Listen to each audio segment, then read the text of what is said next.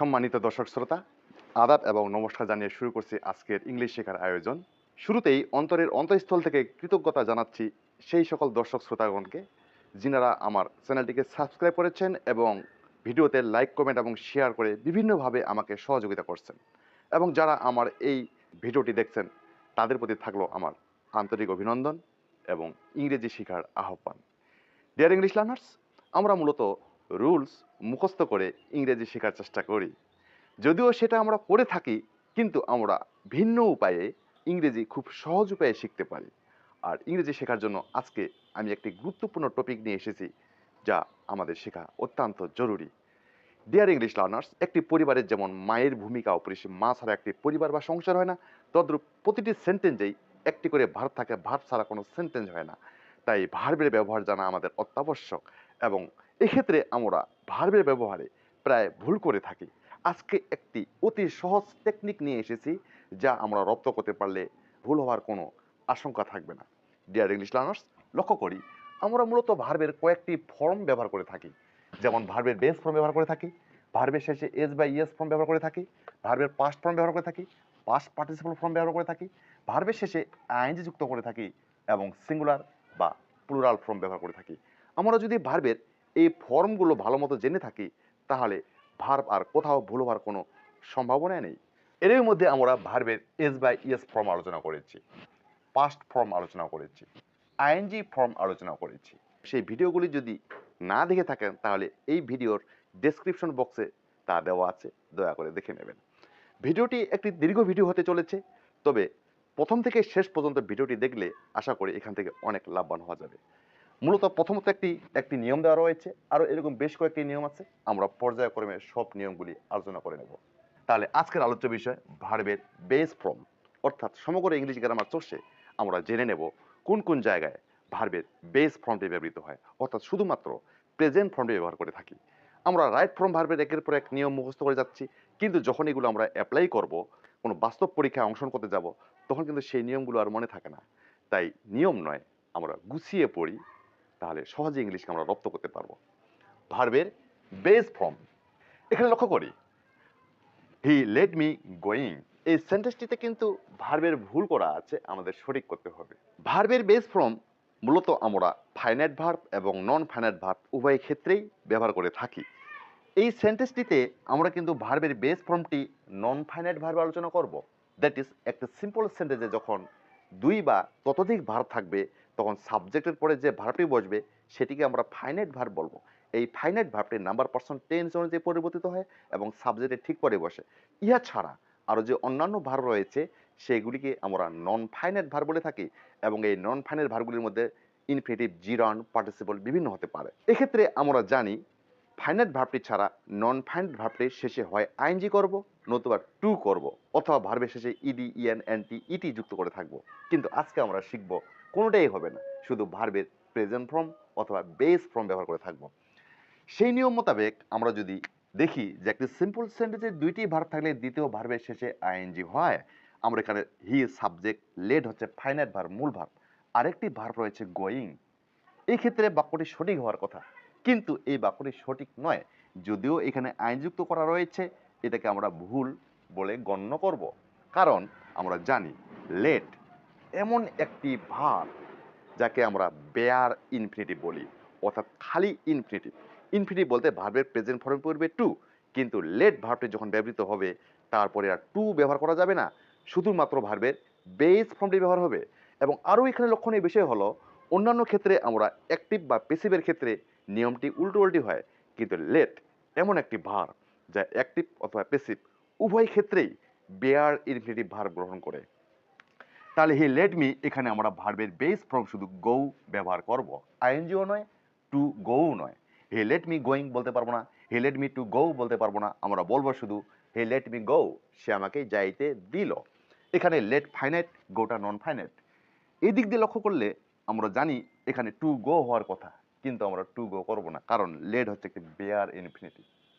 এখানে আরেকটি উল্লেখযোগ্য বিষয় হলো, পেসিভ ভয়েসেও লেট কিন্তু বেয়ার ইনফিনিটিভ গ্রহণ করে। এটাকে যদি আমরা পেসিভ করি তাহলে দাঁড়াবে আই, এটি past tense, I was late, late late, verb 3 late, I was late. আমরা এখানে হওয়ার কথা to go, by here objective from him. I was late to go by him. Indeed, late এমন একটি বিয়ার ইনফিনিটিভ, এরপরে নন ফাইনাইট ভার্বটিকে কখনো আমরা two করতে পারবো না। এটা সঠিক করব, I was let go by him. দ্বিতীয় নিয়মের ক্ষেত্রে he made me doing the work, সে আমাকে কাজটি করতে দিল। হি মেড মি, সে আমাকে তৈরি করলো, ডুইং দ্য ওয়ার্ক, কাজটি করার জন্য। এই মেড ভার্বটি কিন্তু বিয়ার ইনফিনিটিভ, এরপরেও আমরা ইনফিনিটিভ করতে পারবো না, অর্থাৎ টু যুক্ত করতে পারবো না, অথবা আইএনজি যুক্ত করতে পারবো না। এক্ষেত্রেও আমরা ভার্বটির বেস ফর্ম রাখবো। তাহলে হি made me do, he made me do the work. লক্ষণীয় বিষয় হলো, যেমন আমরা লেট ভার্বটিকে পেসিভ করার সময় বেয়ার ইনফিনিটিভ রেখেছি, মেড ভার্বটিকে কিন্তু তা রাখতে পারবো না, পেসিভ ভয়েসে এসে কিন্তু তা ইনফিনিটিভ হয়ে যাবে। যেমন আই পাস্ট টেন্স হওয়ার কারণে ব্যবহার করবো was, I was made, I was made. শুধু ডু না রেখে আমরা করব টু ডু, এখানে আবার ইনফিনিটিভ করে নিলাম। I was made to do কি the work, I was made to do the work by here objective from him. Dear English learners, এখানে লক্ষ্য করি লেটের পরে আমরা বেয়ার ইনফিনিটিভ রেখেছি অ্যাক্টিভ এবং পেসিভ উভয় ক্ষেত্রেই, কিন্তু মেডের ক্ষেত্রে শুধুমাত্র বেয়ার ইনফিনিটিভ রেখেছি অ্যাক্টিভ ভয়েসে, পেসিভে এসে কিন্তু এবার ইনফিনিটিভ হয়ে গেল। তদ্রূপ এখানে কতগুলো বেয়ার ইনফিনিটিভ ভার্ব রয়েছে, let, make, help, hear, watch, see, feel, notice, observe. এই ভার্বগুলির পরে আমরা বেয়ার ইনফিনিটিভ রাখবো, দ্যাট ইজ ভার্বের বেস ফর্ম রাখবো। এক্ষেত্রে কিছু কিছু ব্যতিক্রম রয়েছে, অর্থাৎ কিছু কিছু ভার্ব রয়েছে যেগুলি কোনো কোনো ক্ষেত্রে আবার ইনফিনিটিভও হয়, আবার প্রেজেন্ট পার্টিসিপল হয়। I here the boys singing a song, এখানে কিন্তু I here the boys Singh a song বলতে পারি, আবার সিঙ্গিং আ সং বলতে পারি। ইনফিনিটিভ বেয়ার ইনফিনিটিভও করতে পারি, আবার প্রেজেন্ট পার্টিসিপলও করতে পারি। তদ্রূপভাবে সি ভার্বের পরে আমরা ইনফিনিটিভও করতে পারি, আবার বেয়ার ইনফিনিটিভ রাখতে পারি। আই স দ্যাম গো, আমি তাদের যাইতে দেখলাম। আই স দ্যাম গোয়িং, আমি তাদের যাইতে দেখলাম। অর্থ একই, শুধু গ্রামাটিক্যালি আমরা চেঞ্জ করে নিতে পারি। কোনো কোনো ক্ষেত্রে বেয়ার ইনফিনিটিভ, কোনো কোনো ক্ষেত্রে ইনফিনিটিভ। তাহলে আমরা এইমাত্র একটি নিয়ম জানলাম, এরকম 4-5টি নিয়ম আছে, আমরা প্রতিটি নিয়ম একের পর একটি করে জেনে নেব। ততক্ষণের সাথে থাকুন, ইংরেজি শিখুন, জীবনের চলার পথকে সহজ ও সুন্দর করুন। So keep watching. নেক্সট নিয়মটি পাবো আমরা ডু, ডাস, ডিড। এরপরে অবশ্যই ভার্বের বেস ফর্ম ব্যবহার করব।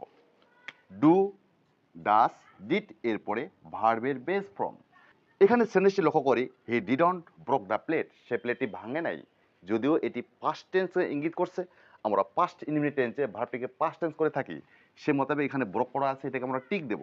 ইনডিড আমাদের খেয়াল রাখতে হবে যে সামনে যদি ডু, ডাজ, ডিড থাকে তাহলে এরপরে ভার্বের আমরা বেস ফর্ম করব।